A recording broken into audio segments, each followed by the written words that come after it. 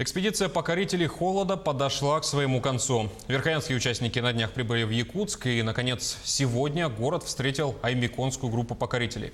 Что исследователи узнали нового о Якутии? Удалось ли раз и навсегда решить вопрос, какое из поселений, Верхоянск или Аймикон, заслуживает звания самой холодной точки Земли?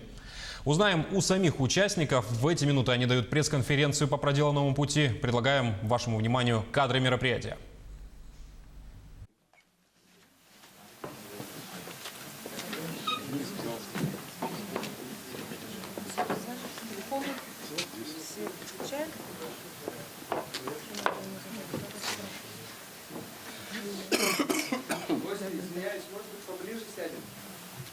Да, здесь акустика не очень хорошая на самом деле, поэтому поближе присаживайтесь.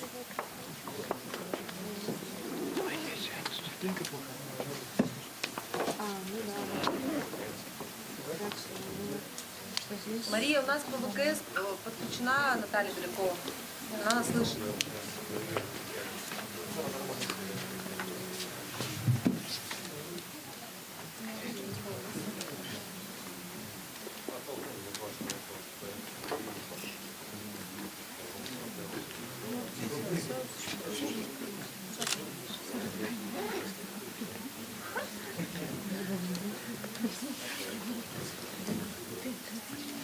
Добрый день, дорогие друзья. Мне очень приятно, что ряды наши не поредели. Практически все, кто был на первой пресс-конференции, здесь присутствуют, и даже еще больше заинтересованных лиц вижу. У нас завершилась первая экспедиция в Верхоянский, Аймиконский район, Кубок мира покорителей холода, с чем я поздравляю и руководителя проекта, и всех наших первопроходцев, смелых, стойких, уже теперь, не побоюсь этого слова, северных людей, которые, наверное, прошли те испытания, которые многие из здесь присутствующих, живя даже в республике Саха-Якутия, на самом деле не испытывал. И все, кто следили за их сторис, за тем, что они выкладывают в социальные сети, немножко завидовали. Вот наш туристический отдел точно завидовал. Поэтому я вас еще раз поздравляю. Вы действительно большие молодцы. И мы с нетерпением ждем ваших отзывов, ваших комментариев, потому что все хранилось под большим секретом. Даже когда мы готовились к пресс-конференции, ни мне, ни Кириллу Евгеньевичу большую часть информации не сдавал стойкий Вячеслав Георгиевич. Поэтому все последние новости мы сейчас узнаем вместе с вами. Сейчас хотела бы передать слово заместителю председателя правительства нашей республики Бычкову Кириллу Евгеньевичу. Кирилл Евгеньевич, пожалуйста. Добрый день, уважаемые друзья. Ирина Сергеевна, наверное, хотела сказать морозостойкий Вячеслав Георгиевич, потому что у нас теперь все такие эпитеты и прилагательные должны обязательно содержать слово «холод», «мороз», «экстремальный». И то мероприятие, которое мы с вами провели с 12 по 21 января текущего года, это наша первая тестовая экспедиция, экспедиция покорителей холода, которая прошла у нас в двух районах, которые исторически конкурируют за звание самого холодного региона обитания человека и его жизни в непростых условиях. Аймиконский район, Верхоянский район. И в итоге, конечно, наша цель – это позиционировать республику Саха-Якутия как регион с самой холодной температурой для круглогодичного проживания человека. И мы гордимся тем, что мы такая уникальная республика в этом отношении. И второго такого края в мире нет, где люди проживают каждый год в таких условиях. Проект поддержан главой республики Арсением Сергеевичем Николаевым. Мы планируем такие мероприятия проводить ежегодно. Как я уже сказал, это было тестовое мероприятие. Я надеюсь, что в следующем году у нас уже и международных участников мы не побоимся принять. Уже достаточно серьезные испытания прошли первые участники. Большое им за это спасибо. за смелость, за стойкость. Мы очень переживали, как все пройдет. Конечно, мы, не скрою, в значительной степени перестраховывали, создали все необходимые меры для того, чтобы прошло все хорошо и безопасность была повышена, и все режимы предполагали помощь участникам в любую непредвиденную ситуацию. Но, к счастью, такое не произошло. Поэтому я поздравляю всех с успешным завершением этого мероприятия. Наш проект уже поддержан Русским географическим обществом, Федеральным агентством по туризму, поэтому мы уже получили точно федеральный охват, федеральную огласку. И наша задача, чтобы экстремалы регулярно участвовали в наших ежегодных мероприятиях. Поэтому я всех еще раз поздравляю и передаю слово модератору. Спасибо, Кирилл Евгеньевич.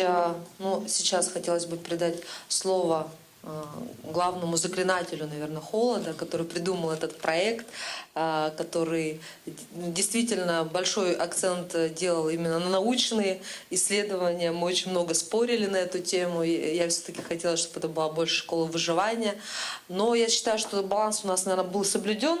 Вячеслав Георгиевич, ну, поделитесь впечатлениями. Все-таки оправдало ли ожидания ваше детище, либо есть к чему стремиться? Спасибо. Да, действительно, проект получился, и я очень рад, что все поставленные задачи были решены, и ту информацию, которую мы хотели получить, мы ее получили. В первую очередь то, что нам удалось понять механизм, как забрасывать туристов, каким способом забрасывать, чем их кормить, как они будут проживать, как их экипировать, как замерять температуру. То есть на многие вопросы, на которые мы просто методом тыка и чисто интуиционно подходили, сейчас мы получили почти на все наши вопросы свои ответы. И уже на будущий год, на 2021 год, мы уже точно знаем, как мы будем поступать. Это первое, что удалось, так сказать, нам получить. Бесценный опыт. И очень был прав Айсен Сергеевич, когда я предложил сделать этот проект в 2021 году, Айсен Сергеевич сказал, а что мы будем тянуть целые 2 года? Давайте мы тестовую сделаем в 2020 году, и там уже на практике посмотрим, что у нас недоработки, какие и прочее.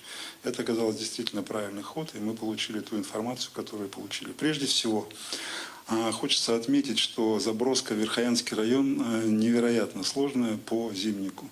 Честно говоря, я хоть и 30 лет уже работаю в туризме, мне никогда не приходилось ездить по таким зимникам, как Верхоянский зимник. И ребята, которые были в нашей экспедиции, это Наталья, хрупкая женщина, и Константин, они, конечно, сказали, ну, мы везде были, все видели, но это, говорит, нечто. Вот. Но средняя скорость, сами представьте, движения, да, 330 километров от нормальной дороги, 330 километров по сплошным ухабам со средней скоростью 5-10 километров в час. 20 часов вот такой тряски. Понимаете? Вот. Не мудрено было, что мы сразу, как только отъехали, мы сразу угодили в наледь. Вот, и застряли там немножко, побуксовали, камазисты нас сразу же вытащили, но они слишком перестарались, погнули нам там рулевые тяги, вот, и нам пришлось ремонтироваться, и мы потеряли 2 дня. Конечно, народ очень взволновался, когда услышал это событие, что там провалились мы в наледь, все думали, что мы там утонули, нас спасали водолазы и так далее. А на самом деле у нас просто колесо застряло. Вот. Но интерес сразу резко повысился к этой экспедиции, все сразу внимательно стали следить, что там не так-то просто оказывается, а достаточно интересное приключение. Вот. И вот из-за этой логистики верхоянской, да, мы потеряли 2 дня наблюдений, это очень жалко, конечно. Верхоянский народ нам это не простит. Вот. Ну, мы изменяемся, ну, дальше будем умнее. Вот. Аймиконская группа добиралась довольно просто по Колымской трассе со средней скоростью где-то примерно 70 км в час. Они достигли своей точки быстро. Вот. Оленеводы нас уже там ждали и там, и в другом месте. Лагеря уже были готовы, поэтому сразу все приступили к исследованию. Вот. Что касается исследования, тоже появилась очень важная информация, что нам надо все-таки отказываться от цифровых термометров, потому что они себя не совсем адекватно вели и часто давали неправильную информацию. Вот Розалия Никифоровна сразу головой машет, я же вам говорила. Но вот пока сам не пройдешь, не испытаешь, это вот сложно в это поверить.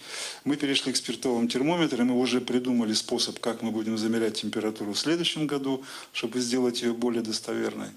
Вот, это тоже очень важный опыт, который мы получили. Вот. Третий опыт – это работа с проводниками, с ивенами, которые с нами работали. Оказалось очень сложно их доставить к местам наблюдения, потому что сложилось три фактора. Мы должны были учесть в одном месте место, куда могут приехать оленеводы, и там должна была быть кормовая база для оленей. Да? Второй фактор – это должна быть зона с низкой температурой, которую нам космические снимки показали. И третий фактор – это мы должны были ловить устойчивый сигнал интернета, потому что нам надо было передавать ежедневную информацию. И вот эти три фактора оказались не так-то просто совместить. И аймиконские экспедиции пришлось из-за того, что не было связи в том месте, где мы планировали, и не было там кормовой базы, им пришлось топать пешком каждый день за замерами 2 километра. А нашей базе пришлось в Верхоянске каждый день ездить 10 километров на оленей упряжке до метеобудки. Вот. Это вот тоже такой опыт, который мы получили. Все проходили школу выживания, все учили жить в палатках, колоть воду со льда, разводить костер, значит, ловить оленей по тайге. Вот. Но это все сами участники расскажут. Единственное, что от меня сейчас все, наверное, ждут, это каковы результаты. Потому что интрига, конечно, сохранялась до самого последнего момента, и мы специально не оглашали эти цифры, мы хотели привлечь как можно больше внимания. Но я вынужден вас разочаровать. Окончательные итоги я вам сейчас не скажу, потому что их надо будет проверять в Росгидрометцентре. И окончательно мы скажем итоги экспедиции на пресс-конференции в РГО в Москве 29 числа, где будут приглашены очень много средств массовой информации. Пока только предварительные результаты, я могу сказать. Значит, большая разница в температурных размерах у Аймиконского района. Там температура ниже. И ниже значительно, вот, чем в Верхоянском районе. И это показали и ежедневные наблюдения, и данные метеостанции. Я специально попросил Гидрометслужбу, чтобы они нам дали сводную таблицу по ближайшим метеостанциям. И оказалось, что вот эти значения, которые добыли наши экспедиции, они почти вплотную подходят к тем данным, к ближайшим к метеостанциям, но они все равно ниже. Вот, то есть гипотеза о том, что эти районы, где не велись никогда метеонаблюдения, и там температура может быть ниже, она подтвердилась. Вот. И вот это мы будем дальше проверять уже более совершенными методами, более точной диагностикой. И после консультации со специалистами Гидрометслужбы мы эти цифры огласим. Но скажу, что пока эта температура не самая низкая в январе, как вот в период наблюдения, да, были температуры ниже.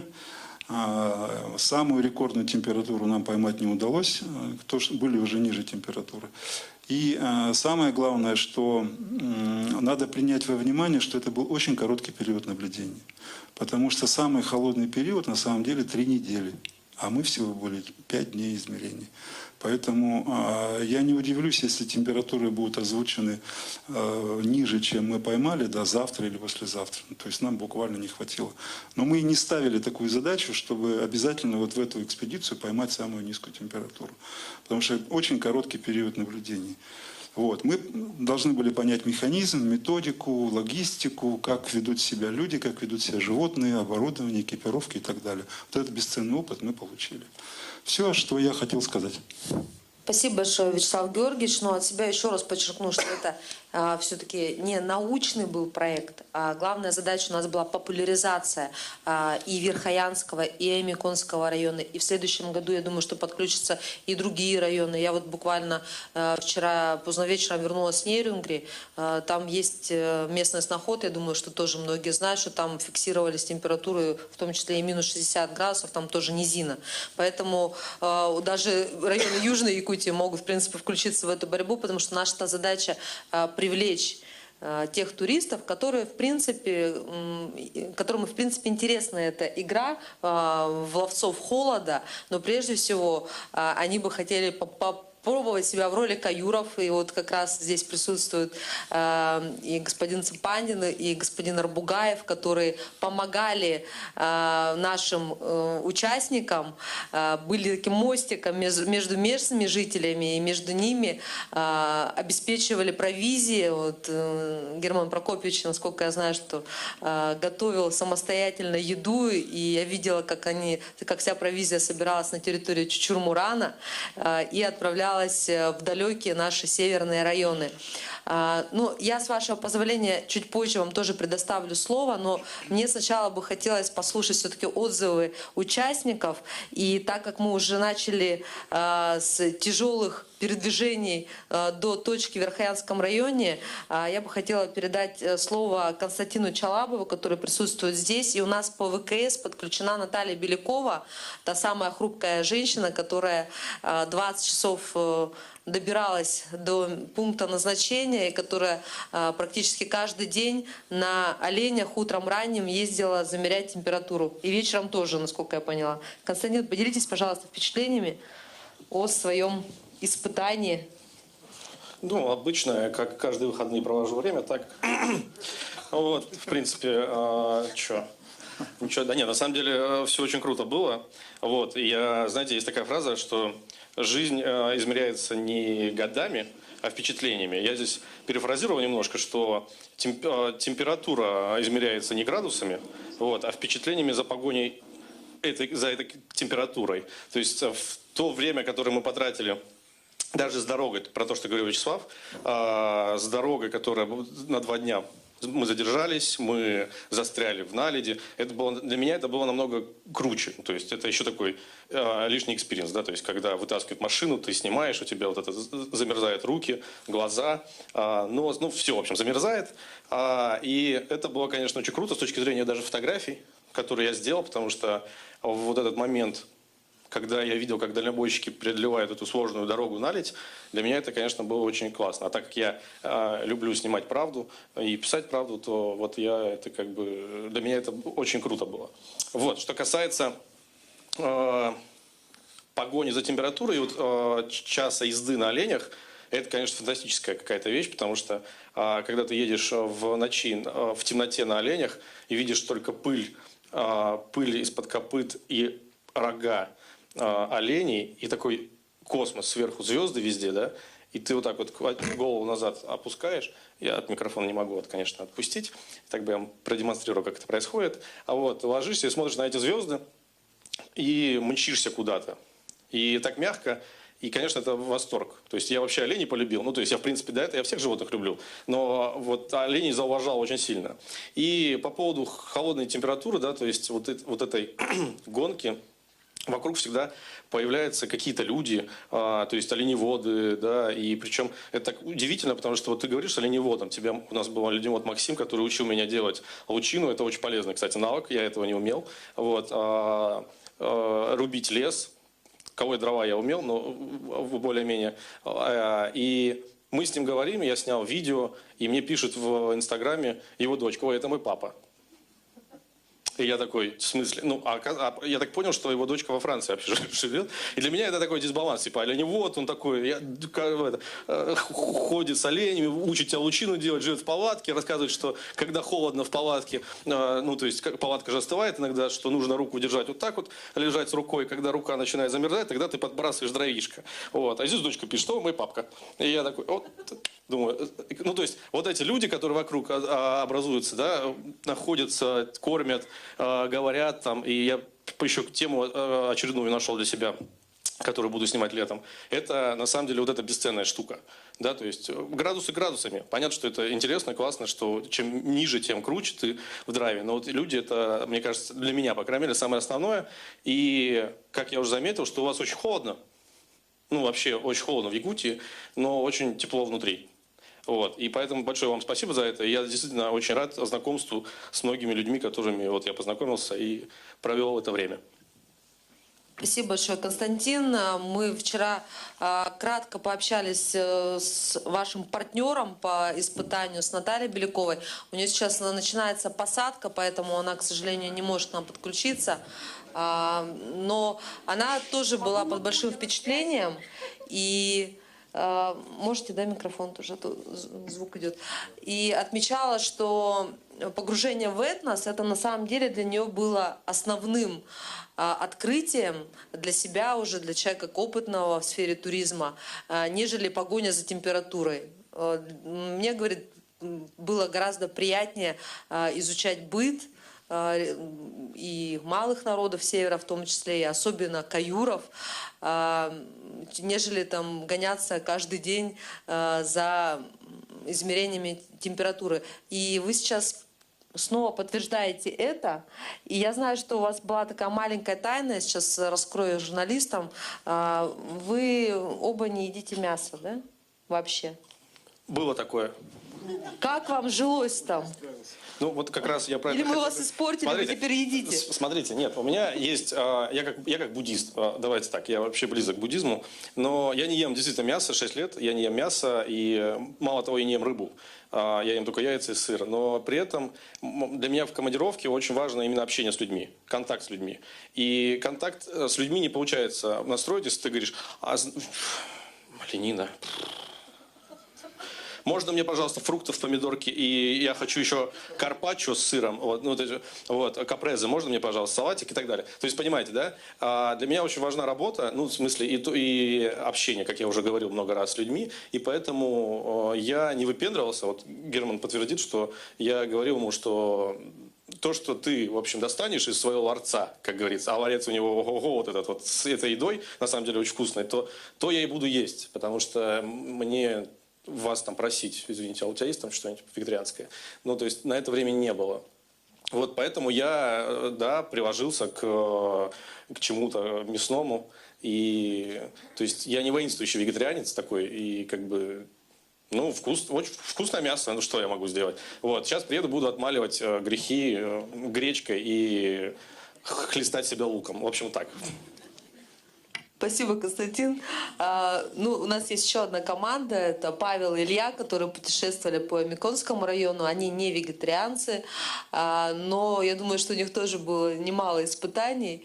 И я бы хотела предоставить слово.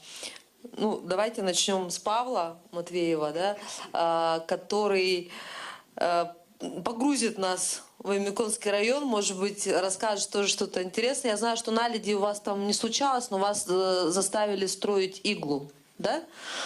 Расскажите нам, как это было. Было такое, да. На самом деле хочу сказать, что вся поездка была просто максимально насыщенная. Такого количества впечатлений за такой короткий промежуток времени давно я не получал. И хочу сказать то, что спасибо всем организаторам за предоставленную возможность. Это было действительно очень интересно. Да, конечно, были небольшие трудности. Как сказал Вячеслав, нам пришлось ставить нашу техническую палатку, в которой был интернет и в которой была метеобудка в 2 километрах от нашего базового лагеря. И наше утро с Илей начиналось, что мы просыпались в 5 утра и шли пешком 2 километра, такая вот прогулка. И на самом деле это тоже незабываемые впечатления, когда ты идешь просто в ночи, в темноту, в воздухе еще такая взвесь снега, что-то типа того, и она искрится от фонарика, и ничего не видно, кроме пятна вот этого фонарика. Иногда мы добирались туда точно так же на оленях, либо на буране, как получалось.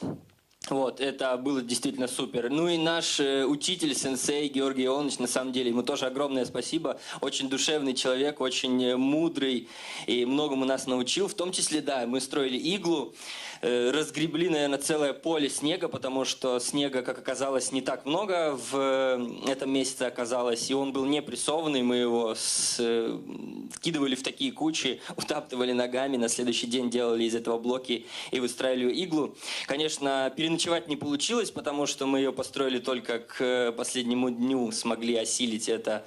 Но опыт очень интересный. Спасибо большое. Илья, поделитесь тем, что вас заставляли там делать?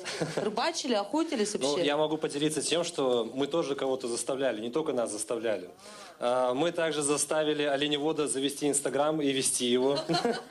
Также нашего сенсея Георгия Ионовича тоже смотивировали сделать первую публикацию. Он так разошелся, что он за один вечер сразу 12 постов сделал. Вот, поэтому мы тоже поделились неким опытом со своей стороны. Но вот хочу тоже добавить по поводу людей. Для меня это тоже в первую очередь было очень интересно сидеть в палатке с оленеводами, общаться, узнавать их быт, узнавать, как они вообще живут у себя там, как они кормят оленей. Ну вот это все, это очень крутой опыт, который я реально запомнил на всю жизнь. Ну, естественно, не без трудностей. Первый день был, наверное, самый сложный. Первая ночь, когда ты не ожидаешь, что минус 50 ночью все-таки даст о себе знать, что ты проснешься вот просто в ледяной палатке, где все застыло колом. Наша кока-кола, стоявшая на столе, превратилась просто в лед. И вот этот момент, когда нужно вылезти из спальника, когда вот просто минус в палатке, подойти к печке, заново ее затопить, и вдруг тут захотелось в туалет, и это нужно выйти из палатки. И вот это преодоление себя тоже сыграло такую крутую роль. А что касаемо замера температур, то это, наверное, как такая дополнительная крутая фишка, когда ты некую галочку себе ставишь, что ты смог побывать там в минус 52, следующий день там думаешь, может быть уже холоднее, и вот ждешь вот этот момент, и чтобы показать так же, как я как блогер, мне интересно аудитории передать информацию, показать о том, какая здесь температура. И, естественно, создавая некое такое шоу через сторис, чтобы люди сопереживали. А температура это является неким таким вот фактором, которым они могут сопереживать. Они могут понимать, у нас там, например, в Питере плюс 7, а я сейчас в минус 52, и они такие, как это просто невозможно для них. И поэтому все-таки фактор температуры, он тоже важен, чтобы людям транслировать, это показывать. Вот. Но все вот эти впечатления, они по-настоящему незабываемые. А вопрос всем, какой бы вы совет дали тем покорителям холода, которые поедут в экспедицию уже в 2021 году? Ну, я бы, наверное, дал в первую очередь готовиться заранее к тому, что туалет на улице. Павел? Я думаю, в первую очередь нужно настраивать себя психологически. Нужно быть сильным духовно, а не физически, и тогда все получится. Добавлю к Илье по поводу туалета, я согласен с этим. Вот, это очень важно. Вот, желательно с 5 лет начинать, чтобы точно быть готовым к этому. Вот, и на самом деле я согласен, что тот человек, который едет покорять холод, в минус, неважно сколько, даже в минус 45 давайте, даже в Якутске у вас холодно, что уж говорить-то здесь. Вот, он должен быть готов, что будет холодно, то есть что он не приехал такой, я ехал в плюс 30, а приехал в минус 50, то есть извините. Вот, то есть вот эта подготовка, она действительно должна быть. То есть именно осознание этого. То есть что это не просто, что можно отморозить пальцы, например, да, то есть такое может быть, либо нос, и что это неприятное ощущение, например. Это не к тому, что я отморозил нос, я просто говорю.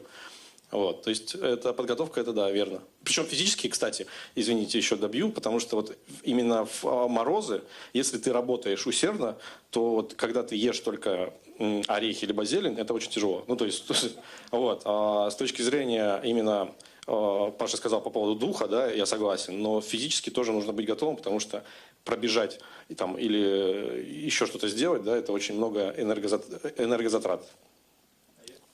Я тоже хочу добавить, даже больше не к тому, что пожелать. Я забыл о том, что меня в первую очередь тоже впечатлило. Многие, все говорят, здесь холодно, о том, что здесь мороз и так далее. Все вокруг холода. Но меня впечатлила, честно говоря, природа очень сильно. Потому что я, когда ехал сюда, я немного не ожидал того, что я увижу. А когда мы приехали еще в Ямикон, нам дали фотокнигу с местами неких пейзажев здесь. И я просто обалдел. Я понял, что надо вернуться сюда еще и летом, и осенью, чтобы увидеть это все, поснимать, потому что природа очень впечатляет. Ну, в первую очередь приглашаю вас на ралли-рейд по полюс холода. Вы-то уже дорогу знаете, вас даже можно и сопровождать 28-29 марта. А для Константина с Натальей это будет новый опыт. После того, что вы пережили в 20-часовой поездке до пункта назначения в Верхояне, ралли-рейд до полюса холода, я думаю, что вы точно победите. Знаете, есть вот эта история, ну, все же сейчас жалуются, самолет садятся, а в самолете сидишь, а у тебя Wi-Fi нет, например, да, а самолет летит 3 часа там, или через Атлантику 12 часов. А раньше, как ездили, вот ты садишься в одной точке А, и в точке Б, ну, пока ты дойдешь до точки Б, у тебя дети рожают, дети уже рождаются, кто-то умирает, ну и так далее. Вот, в принципе, дорога мне напоминала вот это. То есть я думал, что, в принципе, можно построить отношения, зачать ребенка, родить ребенка, вот, и ты приедешь к точке Б. Здрасте, я приехал измерять температуру, но, извините, у нас глобальное потепление, у нас плюс 40. Вот, да, поэтому, да, я не боюсь, в принципе, уже участвовать в ралли-рейде. Спасибо большое. Ну, теперь я бы хотела передать слово тем гидам, которые сопровождали наших участников. Герман Прокопьевич, ближе к нам сидите, поэтому приглашаю на сцену. У нас там вот есть свободный микрофон, вот прямо в конце. Да, там тоже есть лестница, насколько я помню. Ну, для вас, я думаю, не проблема, даже если ее нету. После Верхояния. Можете здесь, можете на сцену, я думаю, даже будет удобнее. Да. Добрый вечер. Ну, спасибо, что пришли. Приятно оказаться здесь, в цивилизации. Ребята, еще, наверное, я хочу дополнить, что запомнилось. Запомнилось, наверное, то, когда ты после такой дороги, это касается нашей экспедиции, после такой дороги действительно попадаешь в Батагай, допустим, в цивилизацию, в гостиницу, там душ, туалет, вот. Ощущение, конечно, начинаешь ценить жизнь с ее такими прекрасными моментами. И когда за окном действительно минус 50, я имею в виду в Батагае, то благо цивилизации ощущается очень остро. То, что касается вот нашего маршрута, я посмотрел сегодня, вот у меня карта есть, там большая, висит у меня там на работе в кабинете. Я еще раз как-то по-другому посмотрел на ту точку, в которой мы были. Вот я посмотрел, и действительно вот наша точка, это фактически находится в середине региона Якутии, почти в центре Якутии. Вот эта впадина вся, вот это вот такая вот холодная часть, она вот прям на карте ее видно, середины республики. Вот. И, конечно, мы действительно стремились к тому, чтобы поставить метеобудку именно в той точке, которую нам задали координаты вот, Институт межзвездотоведения, вот эти снимки. И мы стремились именно так сделать. И действительно, вот это сафари на оленях-упряжках, я даже себя почувствовал каким-то метеорологом Иваном Худяковым, который в прошлом веке в Верхояне делал замеры температур, который, значит, Иван Худяков делал замеры без жалования. Вот, там так записано в этой книге, которую нам подарили.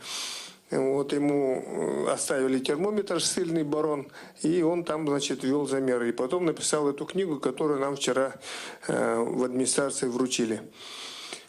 Конечно, оленеводы, ну просто действительно, я, честно говоря, так много на оленях давно не ездил.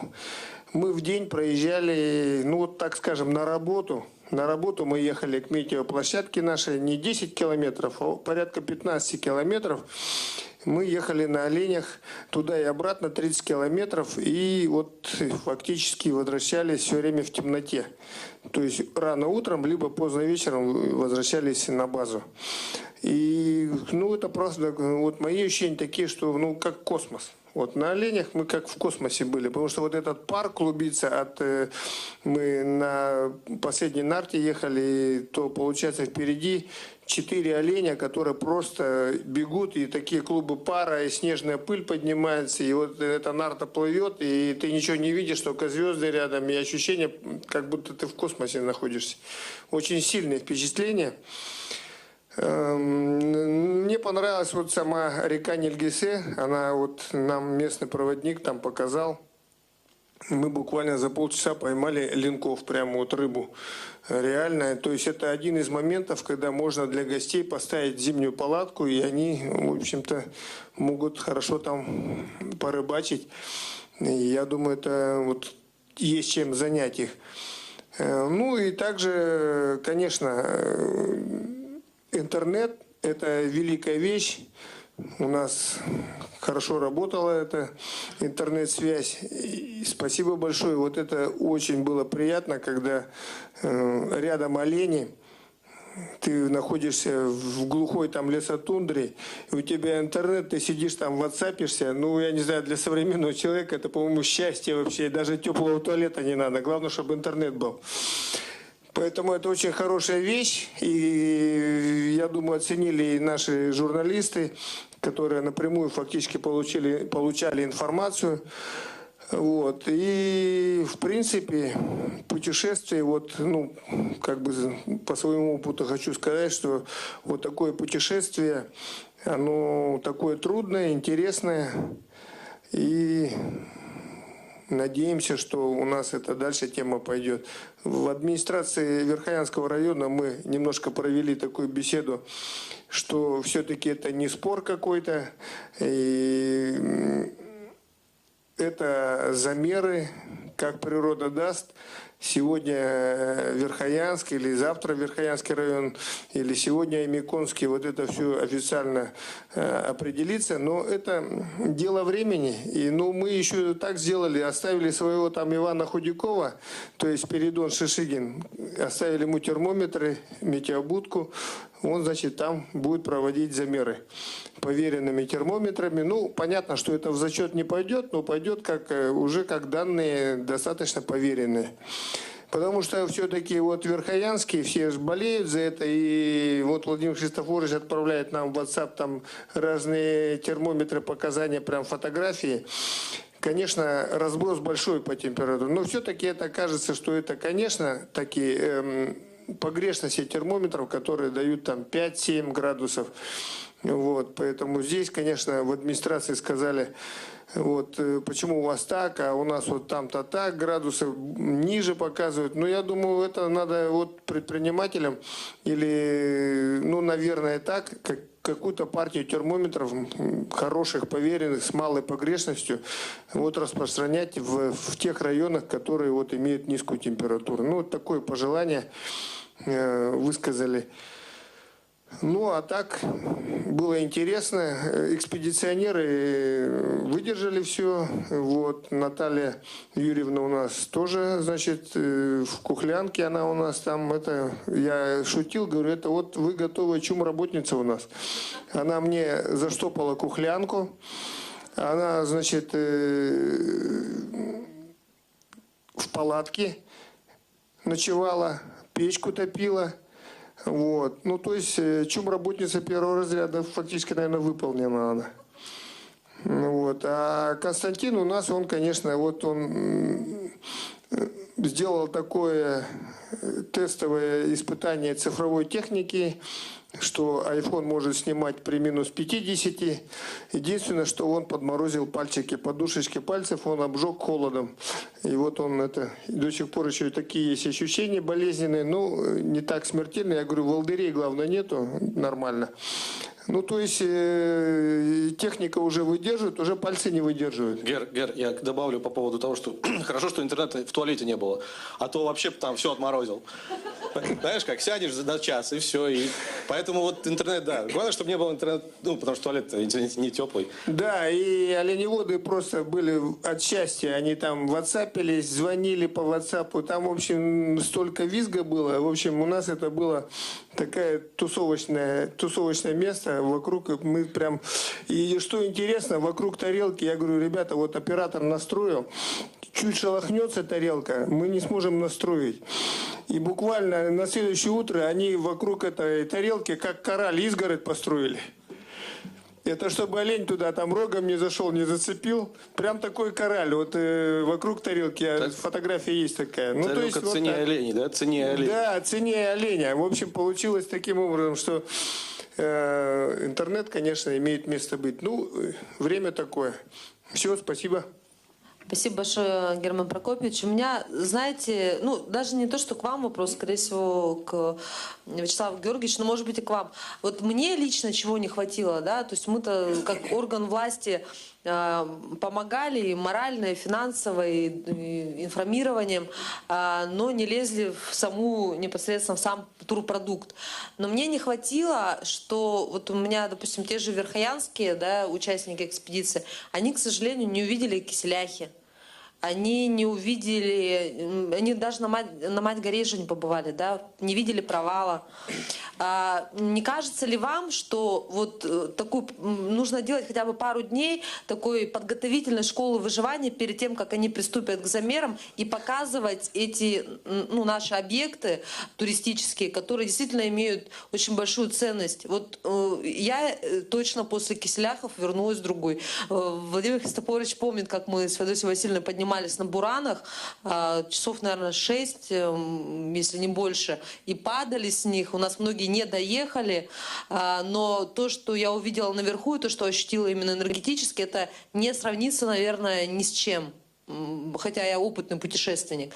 Поэтому вот такая моя мысль, она была бы вами поддержана? Либо вы считаете все равно, что не нужно смешивать эти два направления, нужно чисто делать экстрим в той точке, где мы делаем замеры?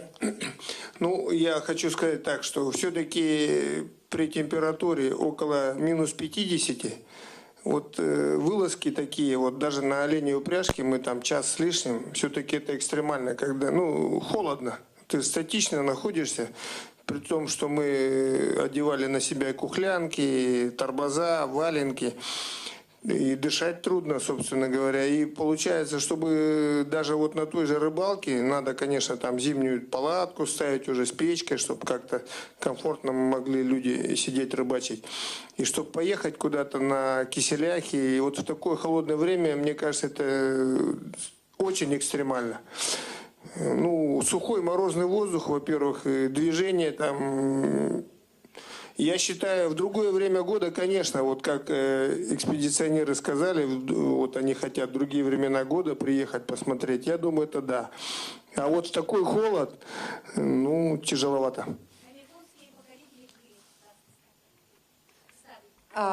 Коллеги, мы перейдем к вопросам, комментариям. Я знаю, что у вас тоже очень много вопросов, идей, предложений. У нас есть еще один гид, Георгий Иванович Цепандин, который тоже большую нам помощь оказал. И я думаю, что у него тоже есть чем поделиться с нами. Пожалуйста.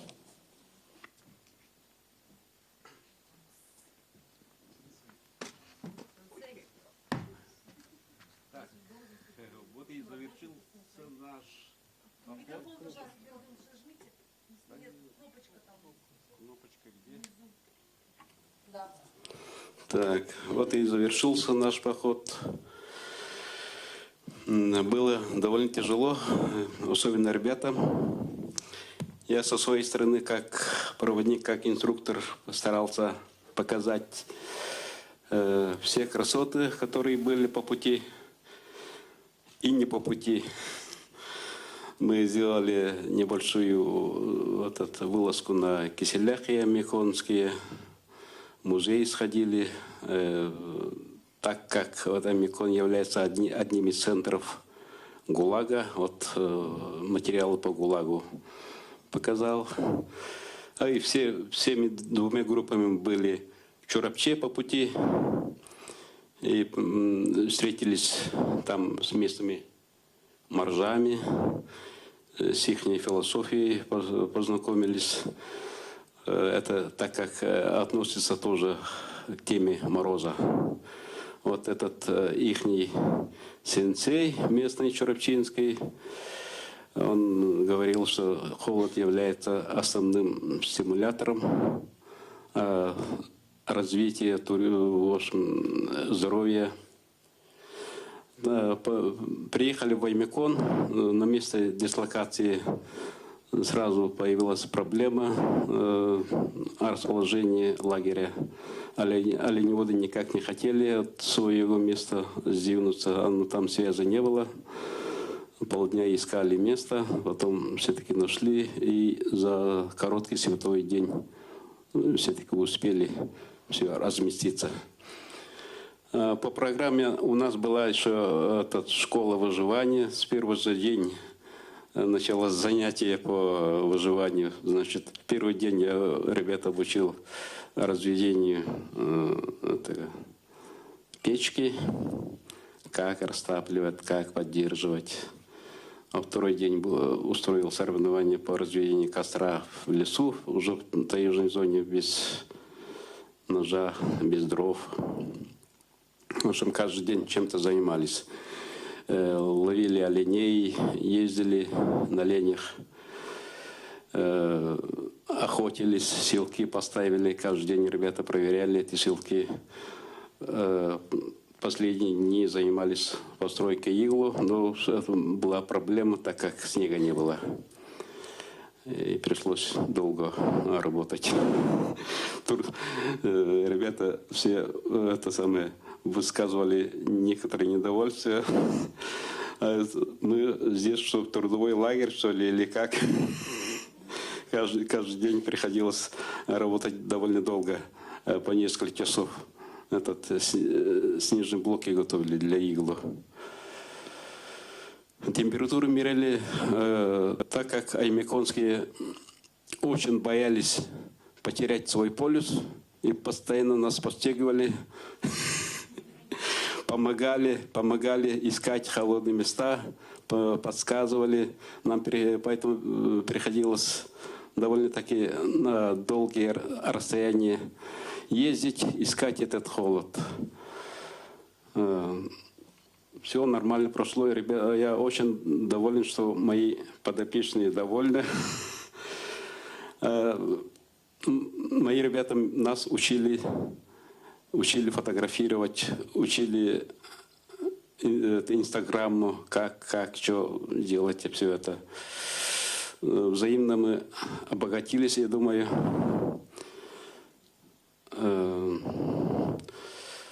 Вот здоровая конкуренция между Верхоянском и Аймеконом, я думаю, что будет стимулятором дальнейшего развития туризма. Вопросы есть? Коллеги, на самом деле мы можем уже перейти к вопросам. У нас все участники выступили. Пожалуйста, как Мария, мы будем приглашать? Да. А можно с места? У меня просто короткий вопрос. Ну, если акустика нормальная, всем слышно. Если коллеги не против, пожалуйста. А кто победил-то в итоге? Победила дружба. Полюс холода на самом деле не в Аймеконе, не в Верхоянске. Как говорил мой старинный друг 40 лет назад, а между ними, да? А на самом деле лет 15 назад у нас была такая некая экспедиция, не то экспедиция, автопробег с Якутска прямо через Себенколь до Верхоянска, с Верхоянска прямо до Аймекона и до Якутска. Вот этот треугольник мы назвали полюсом холода. Треугольник полюса холода. Полюс холода именно в этом треугольнике. Но поиски, вот этот проект очень интересный. Я думаю, что он будет дальше развиваться. Организаторы проекта заявляют, что ежегодно будут ловцы холода, и ежегодно он может меняться. То есть тот непосредственно самый холодный район. Это может быть и Татинский район у нас был заявлен, да, Вячеслав Георгиевич? Да, и сейчас в последнее время мелькает Хабардино, и Мома является тоже. Поэтому география будет расширяться. Я в самом начале выступления говорил, что температура ниже была зафиксирована в Аймеконской группе.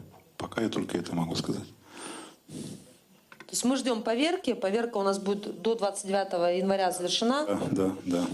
Поэтому уже потом мы будем официальные данные заявлять. Пожалуйста. Здравствуйте. У меня два вопроса к участникам и к организаторам. Вот участники, а вы где успели познакомиться с бытовыми условиями оленеводов? Вы ездили в стадо или куда-то там в деревню, вылазки какие-то сделали? Сейчас, подождите. И второй вопрос еще. Готовы ли вы еще раз приехать и, ну, в таких же условиях, ну, немножко там пожить, да? К организаторам вопрос такой. Наверное, очень сложно, ну, как бы в финансовом плане много денег требуется, чтобы собрать такую команду, оплатить блогерам и обеспечить вот это все. А откуда деньги? Сколько стоит этот проект? По поводу оленеводов, они изначально, у них был разбит лагерь в том месте, где, собственно, мы замеряли температуру. Этот лагерь был, по сути, их отражением их быта. Была палатка, были олени, которые ходили, кушали яги, мы собирали там же дрова, ну, то есть полностью такие вот условия дикие в тундре. Собственно, там мы и познакомились с их бытом. А еще вот вопрос такой, а вам не объясняли, что туалет находится на улице и там нет газа, и когда вы соглашались на этот проект? Я, честно говоря, я даже не думал об этом, когда... А почему тогда согласились? Ну, Вы же рисковали. Ну, потому что, в первую очередь, мне интересно... Здоровьем рисковали, здоровьем. Мне, в первую очередь, интересно получить приключения и передать своей аудитории, которая у меня есть, интересный контент. Для меня это важно. И поэтому я готов рисковать туалетом в лесу. Да не все, мне не туалетом. Задом. Сколько дней вы готовы рисковать? Ну, неделю выжил. Если говорить про то, что еще раз вернуться, то, конечно, да, но не в то же место, где я был. Мне интересно бы посмотреть какие-то новые места касаемо природы. Вот как уже говорили по поводу того, чтобы выезжать куда-то, да, вот лично мне было бы очень интересно съездить в какие-то места и увидеть природные объекты. Для меня это важно. На самом деле участники подтвердят, я их пугала как могла на первой конференции. Я им вообще обещала, что они будут нырять в прорубь при минус 50 градусах. Они знали, на что шли, они знали, что они будут жить как оленеводы. Ну да, но мы уже были в Якутске. Вот. Я очень боялась, что они сбегут сразу после пресс-конференции, и нам некого будет отправлять в Аймиконский Верхоянский район. Коллеги, Павел, Константин, то же самое. Вы расскажите, будете ли вы к нам возвращаться и там... Обязательно. Мне, правда, кажется, что это будет не совсем справедливо, если опять нас позовут именно в такой же проект, ведь каждый раз должны быть разные команды. Но я бы, не задумываясь, согласился. И вот как автор вопроса выразилась, она говорила, вы же рисковали, вас вообще не предупреждали. На самом деле, мне просто предложили, говорят, вот будет экспедиция по поиску низких температур. Это все, что мне сказали, и после этого я согласился. Все. Ну, я могу, да, рассказать? Ну, что касается туалета уличного, вообще, в принципе, это не страшно. Я из Великого Новгорода, я и в деревне жил, и поэтому, конечно, там не минус 50, но все равно это не так страшно, на самом деле, потому что, в конце концов, интернета, как я сказал, не было, и время ты там много не проводил. Вот. А вообще, по поводу проекта, да, это интересный опыт, и я бы с удовольствием еще приехал. А еще мне очень понравилось, я должен это сказать, потому что я очень долго думаю, что, на самом деле, меня восторгает, что вы все едите. Ну реально, нет, серьезно, это без шуток, потому что с точки зрения вегетарианства, когда ты приходишь к столу и говорят, ты будешь костный мозг горностая? И ты такой, что? А его едят? Вот, ну то есть для меня это восторг, конечно. Ну на самом деле, вот что питание такое разнообразное и полезное для всего. Я просто должен вернуться к вегетарианству, должен был это сказать. Вот. Я бы еще приехал. Можно мне ответить на вопрос финансовой части? Значит, да, действительно, это проект дорогостоящий, и мы понимали, на что мы идем, мы поэтому обратились за помощью в правительство, и был создан специальный оргкомитет, который помогал нам решать многие вопросы, в том числе и финансовые.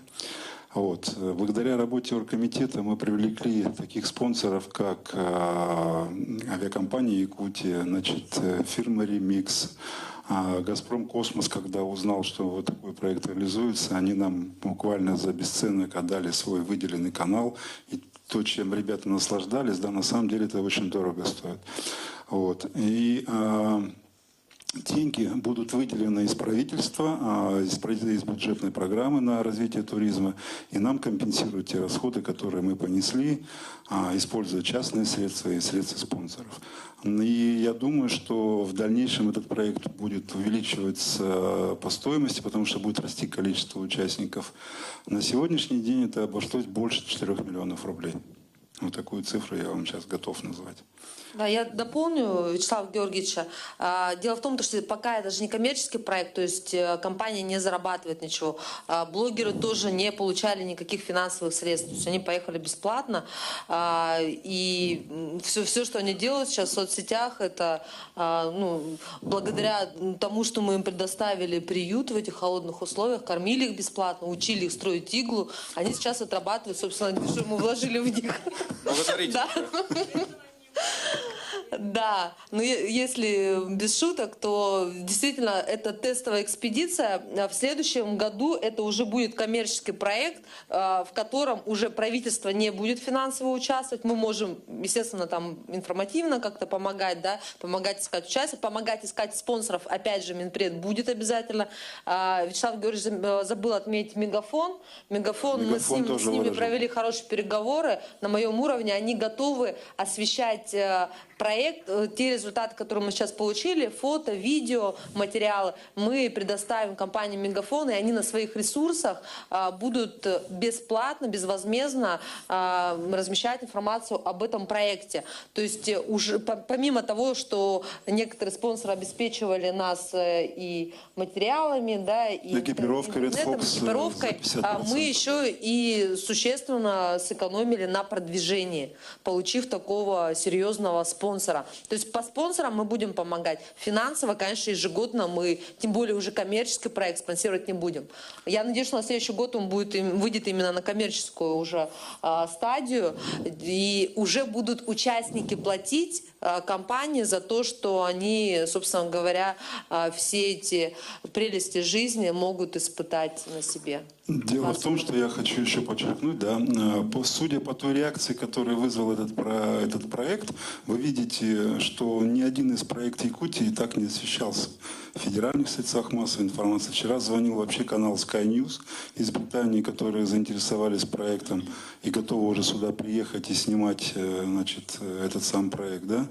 А федеральные каналы и ТВ-центр уже 2 раза показывал сюжет, и «Россия-1», и вот это все внимание к этому проекту, оно как раз и привлекает спонсоров, больших спонсоров, понимаете? Потому что они знают, что о них будут говорить много, будут говорить во всех средствах массовой информации.